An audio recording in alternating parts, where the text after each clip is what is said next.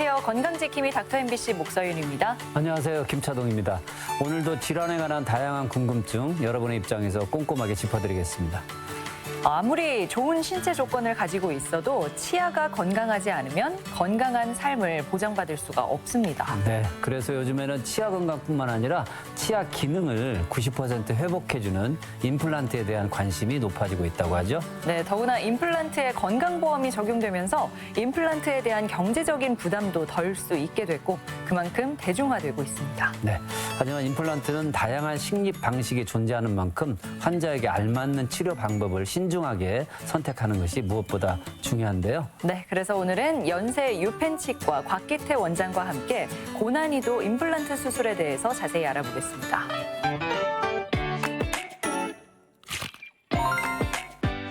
임플란트 시술은 난이도가 높고 고려해야 할 사항이 매우 많기 때문에 환자에 맞는 맞춤형 시술을 해야 합니다. 더구나 성공적인 임플란트 식립을 위해서는 정확한 진단을 통한 최적의 계획을 세우는 게 중요한데요. 그래서 오늘은 치과의사 곽기태 원장과 함께 고난이도 임플란트 수술에 대해 알아보겠습니다.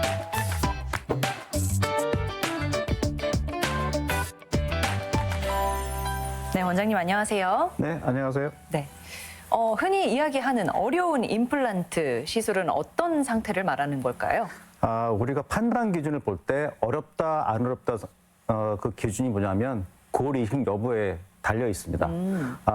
우리가 치아를 상실하게 되면 그 상실 원인을 일단 먼저 진단하게 되는데 넘어져서 사고에서 치아 부러진다거나 아니면 충치해서 치아를 발치하는 경우에는 거의 골 이식이 없을 경우도 있고요. 이런 경우는 지금 간단한 임플란트라고 보시면 되는데 문제는 중장년치에 생기는 치아 상실의 원인은 뭐냐면 대부분이 치주염에 의한 치아 상실입니다. 이 치주염이라는 거는 치아 조직을 지지해주고 있는 조직에 염증이 생기는데 잇몸에 국한된 경우는 그냥 간단한 스케일링도 끝날 수가 있지만 이게 뼈에 이완이 돼서 뼈가 녹거나 뼈에 염증이 생기는 경우를 치주염이라고 하는데 이때 치아 상실이 되게 되면 염증이라든가 골 손실로 인해서 뼈가 많이 없어지게 됩니다. 근데 이렇게 뼈 상실 기간이 오래된 경우라든가 심한 치주염 같은 경우는 골 이식을 많이 해야 되는 경우가 있는데 이런 경우를 굉장히 어려운 수술이라고 말할 수가 있습니다.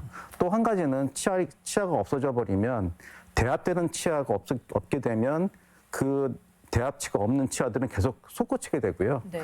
또 인접치가 없어지게 되면 치아가 쓰러지게 됩니다. 이런 경우 이 쓰러진 치아를 원위치로 옮긴다거나 대합된 치아를 잘라서 크라운을 하게 된 다음에 임플란트 하게 되는데 이런 경우도 교합이 중요하기 때문에 어려운 치료가 될 수가 있습니다.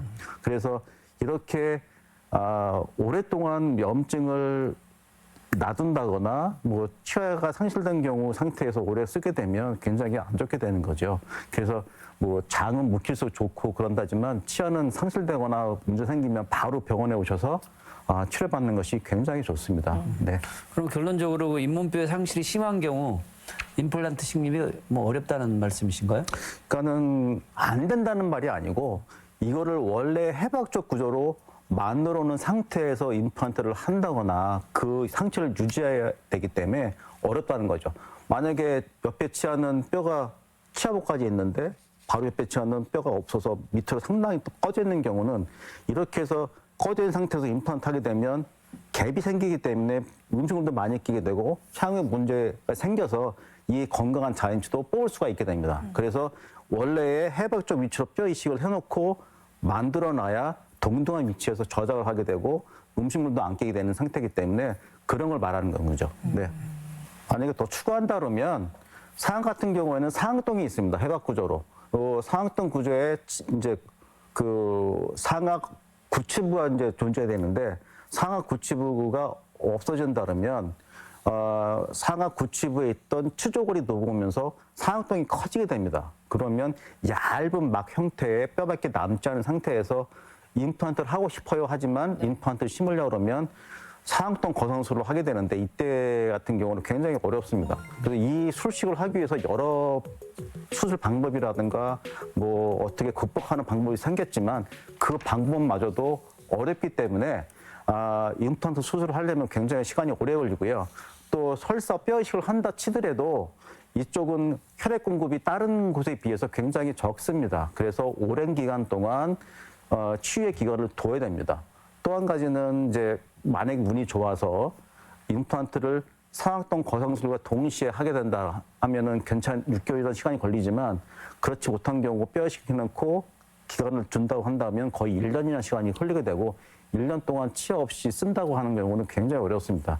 만약에 오른쪽이 없는데 왼쪽으로만 1년 동안 쓰신다고 생각하신다면 환자분들은 그게 뭐 얼마나 고통스럽겠어라고 하지만 실제 당하시는 분들은 굉장히 어렵습니다. 이제 이쪽 한쪽만 쓰게 되면 나머지 있는 이 건강한 치아들도 사용할 수가 있습니다. 네. 네, 그럴 것 같아요. 뭐 이렇게 여러 가지 제약이 있다 보니까 네. 그럼 예를 들면 오랫동안 틀니를 사용하신 분들은 임플란트가 가능할지 어떨까요? 네, 가능합니다.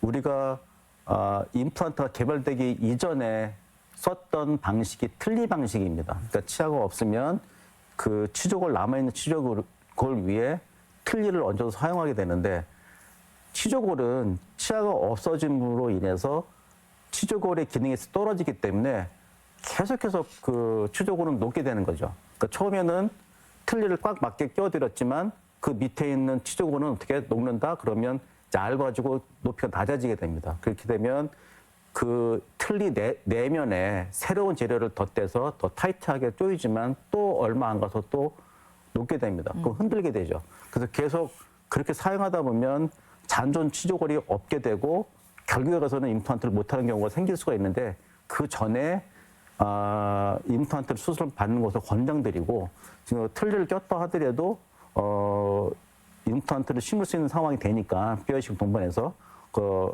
진단 받아보시기를 강력히 추천드리고요. 또 한 가지는 이제 뼈가 없는 경우에는 임플란트하고 틀니를 결합한 그런 치료도 할 수가 있습니다.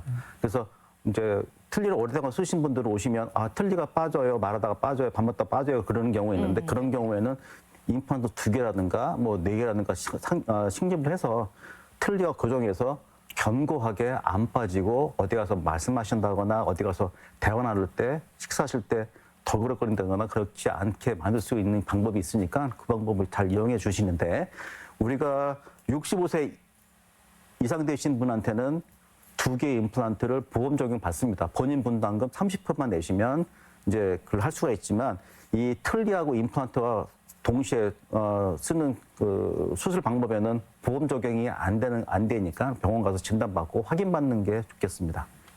그 간혹 그저 골다공증 환자들은 임플란트 수술이 좀 어렵다 뭐 그런 얘기도 있던데요. 요즘 이제 뼈가 약하신 분들을 위해서 골다공증이 많이 이제 나왔습니다. 뭐 한 달에 한 번, 어떤 게 6개월에 한 번 맞는 것도 있는데 이제 문제는 골다공증이 있다 해서 임플란트가 안 되는 거는 아닙니다. 골다공증이 있어서 임플란트를 할 수가 있는데 문제는 이 골다공증을 치료하는 약제에 문제가 있습니다. 이제 우리가 어떤 상처가 나면 뭐 재생을 하게 되고 뭐 뼈 만드는 애들이 나와서 뼈를 만들고 잇몸을 만들고 해야 되는데 이 골다공증을 먹는 사람에 한해서 그 뼈를 녹이거나 만드는 요 세포들을 잠재우는 그런 약들이 있어요. 그래서 임플란트를 하게 되면 뼈를 만들고 녹이고 하면서 뼈를 이렇게 만들어서 임플란트가 아물게 해야 되는데 이 골다공증을 드시는 분들은 이런 아무는 과정이 없을 수가 있어서 이제 아물지 않게 되는 경우도 있고 또 심한 경우에는 골괴사도 유발할 수가 있기 때문에 이런 골다공증을 드시는 분들은 병원에 오셔서 내 골다공증 먹습니다 해서 한다면 그 약을 3개월 내지 6개월 동안 안 드신다거나 아니면 다른 약제로 대체를 받아서 임플란트를 하면 할 수가 있습니다. 그러니까 그거는 이제 병원에 오셔서 내가 골다공증 먹으니까 이걸 협진을 통해서 대체약이라든가 중단한다거나 방법이 있으니까 그렇게 해서 상의하시면 될 것 같습니다. 네. 그럼 발치 즉시에 임플란트 식립이 가능한가요? 아까도 말씀드렸다시피 잔존 치조골이 좀 있다 그러면 발치 즉시 임플란트 가능합니다. 근데 문제는 이제 이런 경우에 뭐 이제 대부분 원인이 이렇게 치아 발치되는 경우가 치주염 때문에 일어나기 때문에 염증도 심하고요. 심한 경우에는 고름도 나거나 그럴 수도 있어요. 근데 이런 경우는 이제 왜 좋은 발치 즉시 환경이 좋냐 그러면 이런 염증이라든가 그런 것 때문에 우리 몸에 살 수 있는 거는 피를 많이 보냅니다. 피를 보내서 염증 관리도 하고 뭐 면역 반응도 하고 그러는데 뽑고 나면 나중에 임플란트 동반한 뼈 이식한 부분에 원활한 피 공급이 되기 때문에 좋은 결과를 도출할 수가 있습니다. 하지만 반면 단점은 또 있습니다. 그러니까 이렇게 피 공급을 많이 되는 경우에는 혈관이 확장되기 때문에 잇몸들이 성하지가 않아요. 약간 좀 이렇게 다른 건강한 잇몸보다도 이게 잘 찢어진다거나 안 좋은 경우가 있어서 수술 후에 환자분은 굉장히 조심을 하셔야 됩니다. 그러니까 어렵게 뼈 이식도 하고 막 꾸며서 해놨는데 한 1주나 2주 뒤에 오셔서는 이제 이식한 고리식자가 많이 없어진 경우가 많아요. 그런 경우 대부분이 막 아프지 않아서 막 그냥 했었어요. 뭐 이런 말을 하시면서 그 실밥이 터진 경우가 있거든요. 우리가 이제 실밥을 터지면 거기는 이제 가루 형태의 고리식을 하게 되고 뭐 그 형태 위에 뭐 생체방을 넣게 되지만 여기는 굉장히 좀 안 좋은 상태거든요. 밥도 먹어야 되고 어디 가서 얘기도 하셔야 되고 하는 부분이 있기 때문에 네. 진짜 주의를 하셔야 됩니다. 네. 사실 치주염이 있으면은 치아도 흔들리게 되고 그러다 보면 치열도 다 망가지고 그렇게 되잖아요. 네. 그럼 치주염이 있는 분들은 어떻게 치료를 하는 게 좋을까요? 이제 요거는 어떤 경우냐면 이제 중고등학교 때는 치열이 정말 예쁘다 그러고 뭐 저는 좋았어야 하는데 막 구치부가 없어졌다 그러면 그 인접치가 쓰러진다거나 그렇게 구치부가 없으면 우리가 전치부로 밥을 먹고 사용할 수밖에 없게 됩니다. 그러면 아래 치아가 위치를 치게 되면서 앞니가 이렇게 벌어지는 경우가 생겨요. 그러면 이 상태에서 우리가 대부분의 분들은 이 공간에다가 치아 색깔로 이렇게 봉하는 경우가 대부분이거든요. 그러면 저는 환자가 오실 때 구치부 먼저 수복을 한 다음에 전치부 수복을 치료해야 됩니다 말씀드리면 이 사람들은 또 싫어해요. 왜? 앞니가 공간만 치료하면 되지 왜 어금니 치료하라고 해? 이렇게 말하는 분 계시거든. 근데 우리가 코 밑에 하관은 어금니가 잡아줘야 되고 앞니는 안 닿아야 되는 상황인데 어금니가 없으면 앞니로 쓰면서 이렇게 벌어지는 상태거든요. 그래서 구치부에 뭐 보철물이라든가 임플란트를 해서 고경을 만들어 놓고 이제 앞니가 안 단 상태에서 수복을 하는 게 아니고 혀 쪽으로 당겨주기만 하면 공간들은 없어져요. 이게 근본적인 치료를 해야 되는데 근본적인 치료를 하지 않고 그냥 땜빵식으로 치료를 할 수밖에 없는 상황이죠. 그러니까는 이런 치료가 필요도 하고요. 만약에 이제 저 같은 경우는 아이디얼하게 교정 치료, 그러니까 크라우딩, 치아가 막 겹쳐 있다 그러면 펴서 예쁘게 된 상태에서 공간이 확보된 상태에서 임플란트를 하던 보철물을 해야 이게 오래 가는 거지 쓰러진 상태에 뭐 병적으로 이동된 상태에서 치료하게 되면 계속해서 망가질 수밖에 없습니다. 임시방편으로 무언가를 해도 네. 시간이 지나면 결국은, 또 망가지겠죠. 결국 망가지는 이제 형태죠. 그러니까 모든 것을 아이디얼한 위치로 옮겨놓고 보철물을 하시던 임플란트를 하시던 뭘 하셔야 이게 오래가는 치료가 됩니다. 네. 그러니까 쓰러진 상태에서 계속 힘을 받게 되면 계속 쓰러질 수밖에 없다는 이제 법칙이죠. 예. 그러면 아무래도 치료 기간이 좀 길어지지 않을까요? 이제 이렇게 치아를 이제 이렇게 많은 치료를 하게 되고 돈을 많이 들이게 되면 이분들은 이제 여러 군데 병원을 다녀보십니다. 그런데 그 병원에서 교정치료를 하지 말라는데 왜 여기는 교정치료 하라고 합니까? 라고 또 그런 분이 계시거든. 근데 이제 어차피 그렇게 돈 들이고 다음에 오셨을 때는 체크업만 받게 하려고 그러면 모든 치아를 원위치대로 해놓은 상태에서 보철물이 들어가야 이 다음에 오셨을 때는 뭐 스케일링이라든가 관리만 받게 되는 거지 계속 쓰러진 상태에서 하게 되면 계속 음식물도 끼게 되고 힘 받는 것이 수직받는 게 아니고 약간 오블릭하게 받게 되는데 계속 쓰러지는 상태가 되는 거죠. 네. 그래서 이런 경우는 조금 더 우리가 숙고해야 될 부분이 있습니다. 네.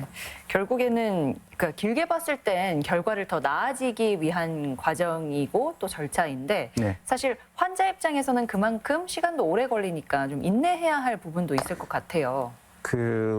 아까도 말씀드렸다시피 발치 즉시 임플란트를 하더라도 상하 같은 경우는 6개월이라는 시간이 걸립니다. 근데 이 시간에 저희가 임시 틀니를 제공해 드리고 뭐 하더라도 너무 힘들어 하세요. 나 밥 못 먹는다고 그러시고 힘들다고 그러시고 6개월인데도 불구하고 네. 근데 여기다가 치아를 이제 원위치대로 옮기고 교정까지 하게 되면 더 치료 기간은 길 수밖에 없습니다. 근데 이렇게 힘들고 하더라도 결과는 진짜 좋거든요. 달거든요. 그러니까 조금 어떤 치료를 함에 있어서 환자한테 좋은 쪽으로 유도를 하듯이지 저희도 빨리 끝내기 편해요. 환자 오셔서 맨날 힘들어 하신다니까. 네. 그 이제 얘기 들어드리지 하지만 어차피 거쳐야 되는 과정이기 때문에 이거는 조금 더 인내하시고 병원소 유도하는 쪽으로 따라오셔야 됩니다. 네. 네, 알겠습니다. 그럼 이번에는 그 대부분의 치아를 상실했을 때 고려하는 전악 임플란트에 대해서 이야기 나눠보면 좋을 것 같은데요. 네, 전악 임플란트는 어떻게 진행되고 또 시간은 얼마나 걸릴까요? 그러니까 이 전악 임플란트를 하시는 분 보면 구강 위생도 떨어지고 만약에 당뇨라든가 그런 것도 계시고 또 하나는 이제 전혀 자기 치아를 생각하시는 분이 많습니다. 이제 이런 분한테 오셨을 때 치아 다 빼고 임플란트 하세요 그러면 첫 번째 충격을 먹으시거든요. 근데 이제 중요한 거는 이런 원인이 될 수 있는 이제 전신 질환이 있다거나 그러면 사전에 협진 통해서 그거부터 컨트롤 합니다. 당뇨 같은 경우는 당뇨가 잘 컨트롤되고 있는지 아니면 심혈관 같은 경우는 이상이 없는지를 협진 통해서 이상이 없다고 한다 그러면 이제 문제는 이제 그다음 문제가 뭐냐면 우리가 임플란트 하는데 해박적으로 어려움이 있는데 없는지를 먼저 파악합니다. 왜 이제 상동 관계라든가 아니면 밑에 이제 하악의 하치조 신경 같은 경우를 봐서 이상이 없다 그러면 적절한 개수의 임플란트를 식립을 하고 고리식제를 하게 되는데 만약에 뼈 이식만 하지 않고 적절한 고리식을 통해서 한다 그러면 바로 식립이 가능하다 그러면 6개월이면 다 끝납니다. 근데 6개월 과정을 뭐 말씀드리면 처음에는 이해하시는데 처음에 수술하고 붓고 필밥이 있고 하는 2주 지난 다음에 오시면 이제 이상이 없으면 제가 임시 틀니를 위한 본을 뜨거든요. 근데 임시 틀니를 이렇게 본을 뜨면 바로 만들어 오는 게 아니고 일주일에서 2주가 걸립니다. 한 달 동안 거의 없는 상태로 지나시게 되죠. 그래서 이제 임시치아를 갖다 드리고 이제 임시 틀니라는 거는 말 그대로 임시입니다. 그래서 최종 보철물을 하기 전까지 계속 그 고리식된 부분들은 어떻게 점점 이렇게 안 보여가면서 수축도 하게 되고 치아가 이제 흔들리면 와서 이제 조정도 하셔야 되고 그런 과정이 거쳐서 6개월이 지나서 최종 보철물을 하게 되시는 거죠. 근데 만약에 고리식 부분이 너무 많아서 바로 임플란트 식립이 안 된다는 경우는 이제 한 10개월에서 1년도 걸리게 됩니다. 그 임시 틀니를 일정 기간 사용해야 된다고 그러셨잖아요. 네. 그러고 나서 임플란트 이제 최종 네. 그 보철물 이렇게 교합이 이게 좀 차이가 있지 않을까 싶기도 한데. 그러니까는 틀니는 우리 이 턱뼈에서 올라오는 교합이고요. 그 임플란트는 치족에서 올라오는 교합입니다. 그래서 틀니 쓰시는 분들은 이제 나름 생존 방법이신데 일정하게 톱니처럼 물리는 교합은 아니고 이쪽에 써봤다가 괜찮으면 쓰시다가 그러면 이제 뼈가 줄어들면 또 안 맞으면 또 이쪽에서 쓰고 그래서 오셔서 아 틀니가 흔들립니다. 그래서 이제 내면 조정하고 또 드리면 이제 그 나름대로 왔다 갔다 쓰시는데 중요한 거는 임플란트 교합은 톱니처럼 일정하게 들어갑니다. 네. 그래서 틀니 썼던 분들이 임플란트로 오시면 처음에는 잘 맞는다 그러고 하루만 해도 안 맞는다 그러고 아하. 아니면 뭐 일주일 오셔서 또 안 맞는다. 그럼 그 조정이 필요한 경우죠. 근데 문제는 이제 이게 적응을 하게 되면 몇 번의 조정과 교합 조정을 하게 되면서 자기 껴야 되는 거죠. 네. 그래서 처음에 탁 한 번에 맞춰드리면 저희도 좋은데 이제 환자분이 쓰시는 이제 어떻게 해왔던 방법이라든가 아니면 이제 임플란트 교합을 이제 둘이 혼동하면서 적응의 과정이 거치게 되면 뭐 한 6개월 뒤면 완벽하게 자기 치아처럼 사용할 수 있게 됩니다. 그런데 이미 임플란트를 했는데 뭐 통증이나 혹은 여러 가지 이유로 임플란트를 제거하고 다시 하는 경우도 있을까요? 그런 경우가 지금 많습니다. 그러니까는 요즘에 치아 상실된 사람들이 많아서 임플란트가 보편화됐다고 뭐 말씀드릴게요. 네. 많은 분들이 임플란트를 많이 하셔요. 네. 근데 문제는 이제 이게 아이디어라는 위치로 들어간다거나 아니면 그러면 좋은데 그렇지 못한 경우 아니면 구강 관리 잘못해가지고 임플란트 주위에 염증이 생긴 경우는 많이 빼기도 하고 이제 음식물이 끼므로 인해서 염증에서 또 빠지는 경우가 있고 근데 임플란트는 건강에 있는데 자연치의 관계가 멀어서 그 사이에 음식을 껴서 불편해하다가 아 원장님 저는 너무 음식을 껴서 못하겠다 그러면 이게 이상 없는 임플란트 빼서 아이디어 다시 옮겨서 심는 분도 계시거든요. 근데 이런 경우에는 이제 문제가 뭐냐면 이 임플란트 제거했을 때의 골이 잔존골 상태에 따라서 그날 바로 식립을 하거나 아니면 골 손실이 염증이 많을 때는 그냥 뼈 이식만 하고 나중에 심는 경우도 있습니다. 그러니까 요거는 조금 좀 불편할 수 있지만 숙달된 전문의 찾아서 수술을 받는 게 좋습니다. 그리고 그 임플란트 할 때 그 뼈 이식을 하게 되는데 이건 필수 사항인가요? 아까도 말씀드렸다시피 그냥 뭐 치아가 딱 먹다가 깨져서 왔어요. 그런 분들은 뭐 필요 없을 수가 있고 아니면 빼놓고 나중에 오신 분들은 그럴 수가 있지만 치주염에 의해서 염증도 많고 뭐 고름도 나고 그런 것들을 오랜 기간 동안 방치했다고 오신 분들은 진짜 치조골이 거의 남아있지 않는 경우도 많거든요. 근데 이런 경우에는 뼈이식이 꼭 필요합니다. 그러니까 뭐 어떤 병원에서는 뼈이식이 필요 없는 병원에서 이렇게 뼈이식을 하라고 권유하는 병원도 있지만 중요한 거는 이제 엑스레이 보고 그 뼈 녹은 형태라든가 그런 걸 확인하셔서 뼈 이식은 꼭 필요한 경우가 많이 있습니다. 네. 네, 뭐 꼭 필요한 경우에야 반드시 해야겠지만 네. 우리가 주의해야 할 뼈 이식한 후에 뭐 어떤 부작용이나 이런 게 있을까요? 일단은 그 뼈 이식제 자체는 멸균된 상태에서 만들기 때문에 이상은 없습니다. 근데 이제 우리 구강 내에는 항상 상주균이 있다고 말씀드렸죠. 그러니까 상주균도 있고 뭐 이렇게 이런 데는 이렇게 상처 난다가 수술하면 이렇게 드레싱이라서 이렇게 꺼져 붙여 있고 붕대도 감고 있지만 우리 구강에는 그렇게 할 수가 있는 상태가 아니지 않습니까? 네.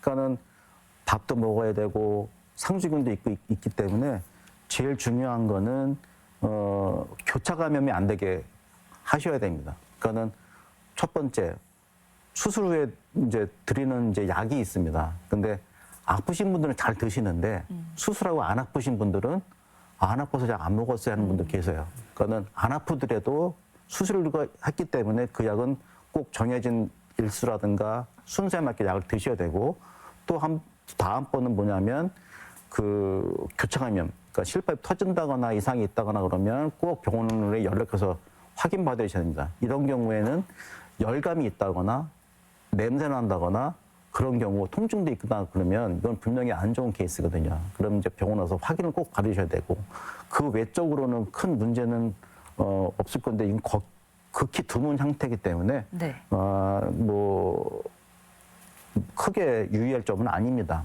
네.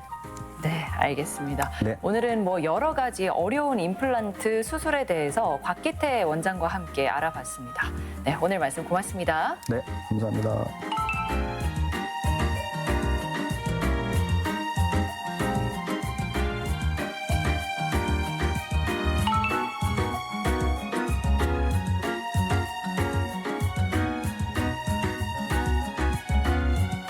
통증 없이 건강한 노년을 누리기 위해서 꼭 챙겨야 하는 게 바로 관절 건강입니다.